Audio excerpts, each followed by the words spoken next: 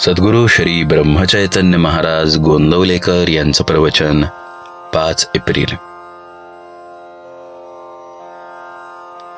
संतांच्या संगतीचा परिणाम. जडीबुटीवाल्याजवळ एक गोळी असते. ज्याच्या अंगात विष भिनले आहे अशा माणसाच्या जखमेवर ती गोळी नुसती ठेवतात. ती सर्व विष शोषून घेते.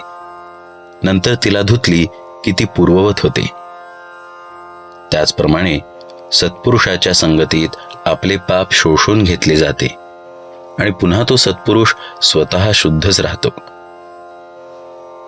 सत्संगती मिळेल, पण ती टिकणे फार कठीण काम आहे. साधारणपणे ज्या विषयाची आपल्याला आवड असते तसलीच संगत आपण बघतो. मीच वाईट म्हणून मी वाईट लोकांची संगत धरतो. विषयात दोष नाही, म्हणजेच नुसते विषय बाधक होत नाहीत. विषयी लोकांची संगत मात्र फार बाधक असते. संगतीने आपल्यावर बरा वाईट परिणाम होतो. विषय मागूनही जो ते देत नाही त्यापासून परावृत्त करतो तो संत. विषय तृप्तीसाठी जावे आणि निर्विषय होऊन यावे हा संत संगतीचा परिणाम. ज्याची संगत केली असताना भगवत प्रेम प्रगट होते तो संत जाणावा. अशांची संगती केव्हा होईल ही तळमळ असावी. विषयाची गोडी फार, पण तो सुटावा असे वाटू लागले म्हणजे भजन पूजन करणाऱ्याची संगत धरावी. वाईट विचार मनात आले की नामाची जोड ठेवावी. आपला सर्वाठायी भगवत भाव वाढू लागला म्हणजे संतांची प्रचिती येते. भगवंताच्या लीला पाहणाऱ्यांनाच खरा आनंद मिळतो, म्हणून संत नेहमी भगवंताविषयीच सांगत असतात. ते जे गातील ते संगीतातला रागच समजावा.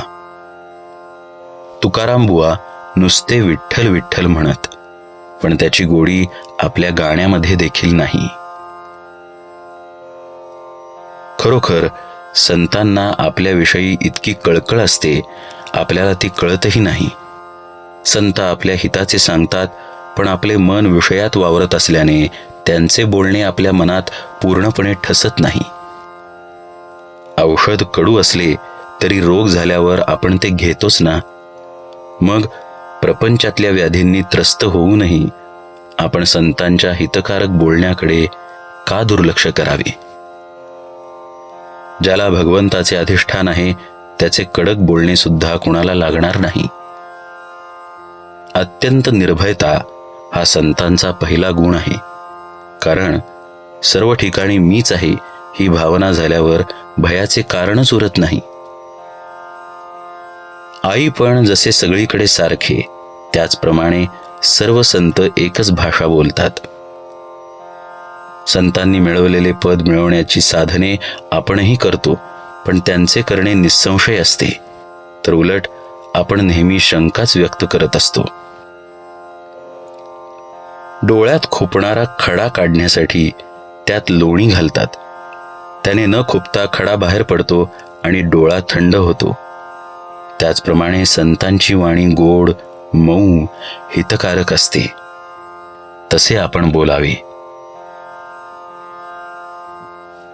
आपली भूमिका थोडी तयार असल्यास सत्संगतीचा परिणाम होण्यास वेळ लागणार नाही.